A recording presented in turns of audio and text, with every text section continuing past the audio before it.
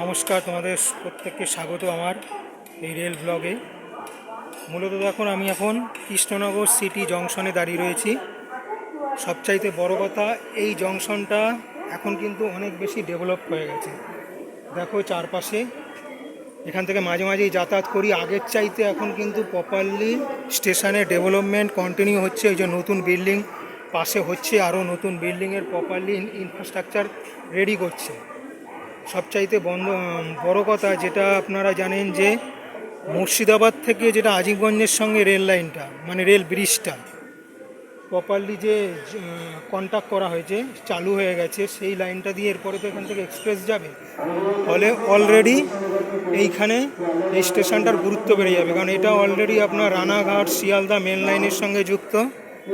পাশাপাশি আপনার এখান থেকে আমোদঘাটা, অর্থাৎ যেটা প্রপারলি আগে একটা লুপ লাইন হিসাবে কাজ করতো, ন্যারো গেজ লাইন, সেটা কিন্তু অলরেডি একটা মেন ব্রড গেজ লাইনে রূপান্তরিত করছে।